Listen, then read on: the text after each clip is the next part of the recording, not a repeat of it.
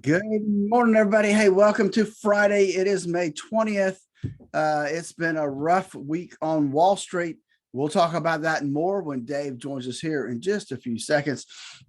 Before we do that, though, let me just remind you that with all the turbulence that we have seen, all the ups and downs in the market volatility, if you are 5 years away from retirement or you have been retired for less than 10 years, I got to tell you, it's very important that you walk through our core retirement design to make sure that the amount of risk you have in your portfolio really truly matches up so that you can have the retirement you always dreamed of. Give us a call at 863-382-0037 to schedule your core retirement design. And with that, we got Dave coming up next.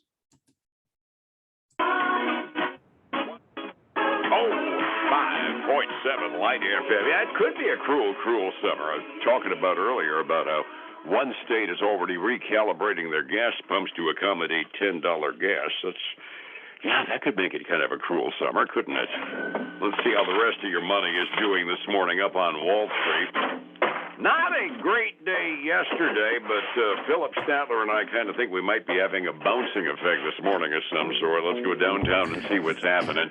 Phillip is on the line this morning. Phillip, how are you? Hey, good morning, Dave. Doing well today. It's a Friday. It's a rainy Friday, but it's a Friday. And thank God the markets aren't going to be open tomorrow because it hasn't been a lot of fun for the last few, has it?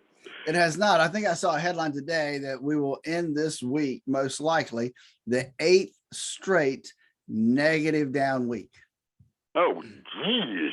I know. I like to start off with some good news, right? God, yes. Yesterday morning, we were halfway optimistic for a little bit, but then we turned negative. The Dow ended up down 237 points. S&P was down 22.89, and that precise number in a second, I'll explain why it counts. NASDAQ was down 29.66, which kind of surprises me. That was the smallest loser of the three indexes, but that 22.89 yesterday got the NASDAQ closing down just about 19.1% from its all-time peak, which means we're 0.9% about officially being in bear market territory on the Standard & Poor's 500. And given the fact there isn't a whole lot of good news out there, Phillip, I advanced the theory when we first got on the phone this morning that somewhere there's a bunch of computer trading programs that are just set to trip when the S&P gets close to bear market territory, because things look like they're bouncing this morning and there's no rational reason otherwise why.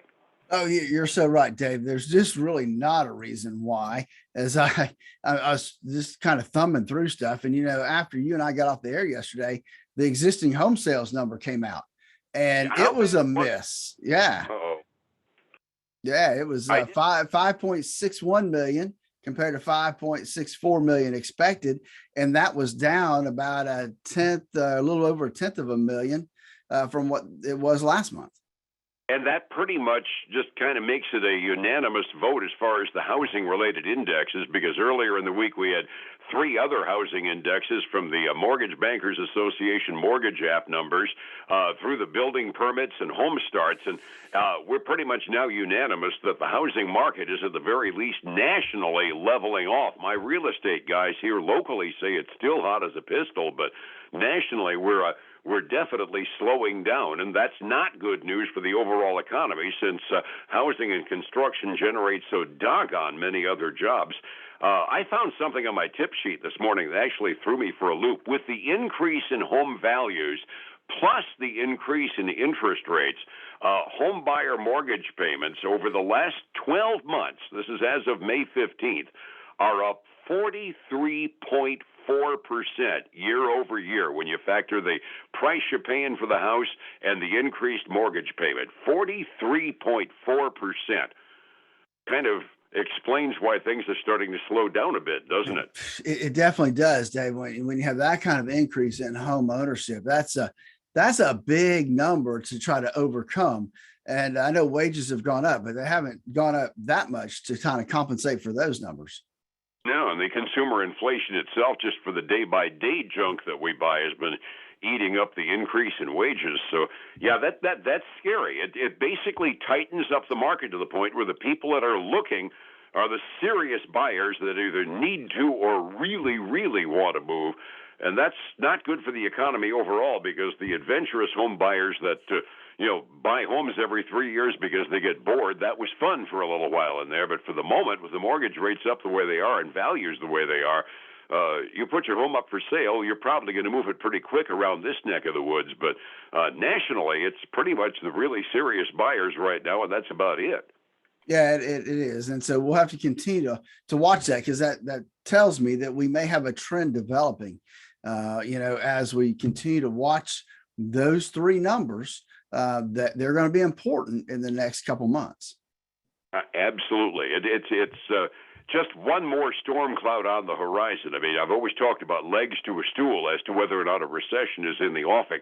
So far, our employment leg to that stool is looking perfectly fine, because there needs to be an upset in the employment market before you can look at a recession 99 times out of 100 anyway. Key industries is another part of it, and the housing market had been strong enough over the last couple of months to the point where so far we were getting over the hump. If we're starting to see weakness and a trend develop here, then the possibility of a recession starts going up by a tinge, I'd imagine. Well, that's true. I mean, I think that's definitely something we have to continue to watch, and is a great possibility with those things that could happen. Absolutely. We're kind of ruminating here, in part because there are no government reports out this morning of any great consequence that could move the market positively or negatively. And given the fact that the government reports haven't been particularly positive, that might actually be a good thing. But for the moment, we're looking at just stocks trading based upon what we've already got and what their quarterly reports are. And we don't even have a whole lot of green ink to play with on the quarterly reports, because Ross came out to follow up on TJ Maxx yesterday, and our tail of the tape on retail, I gather, doesn't look too good, huh? It does not. Ross, they're trading down significantly this morning. They missed on their top and bottom line. Now their bottom line didn't miss by much. I mean, it missed by 2 cents, but that with the with the news coming out about inflationary pressures have been exacerbated because of Ukraine conflict. I'm sure that one of the issues Ross has, because I see it in Marshalls and some other stores, it's just hard to get an inventory right now because everybody's keeping it as long as they can. And that's kind of how they survive. But they are trading down today, right now, almost 24%. Ouch. Yeah, and TJ Maxx came in after we spoke yesterday, and they had an off tick too. They're down like 5% today, again after an off day yesterday as well. I look at the off-price retailers, and you mentioned they can't get stock because if Kohl's and Macy's and the big brick and mortars don't sell it, that's when they end up getting it. And because they're having trouble getting new stock in and they've got supply disruptions, the off-price stores simply don't have anything to sell comparatively. That's right. And so their shelves are bare a lot of times. And so, but it'll be a new 52-week low for them, a significant decline. I mean, their lowest price had been $84. Now it's going to be $70 right now, coming out of the gate this morning. Ooh, and the other off-price businesses that we quoted over the last few months really haven't done a lot better than that, just on the grounds of, like you said, inventory's awful darned hard to get. On the other side of the fence, combines, tractors, road gear, and whatnot, we talked about construction slowing down. It looks like it hasn't exactly been kind to Deere either, huh? No, it really hasn't. John Deere had a mixed results. Actually, revenue missed what the street expected it to be, but their earnings beat by about 10 cents a share. So they beat on earnings, missed on revenue. Their prices are having to go up, and so that's hurting them some. Trying to get some different stuff. They did all raise their annual profit outlook, though. They do anticipate that by the end of their fiscal year that they should be up more than what they originally had forecasted. But they are trading down today, almost 6% right now, after closing down yesterday 1.1%. Well, that was just awful. One metric being bad and positive guidance. That kind of surprises me. Yeah, a little bit of a mixed bag there, right? I think so. Is it just sector, or did Caterpillar say something? Because Caterpillar is down by about 0.5% as well, and I'm kind of assuming Deere is dragging Caterpillar down just on sector problems, right? I'm guessing probably so. I mean, I haven't seen anything about Caterpillar right now.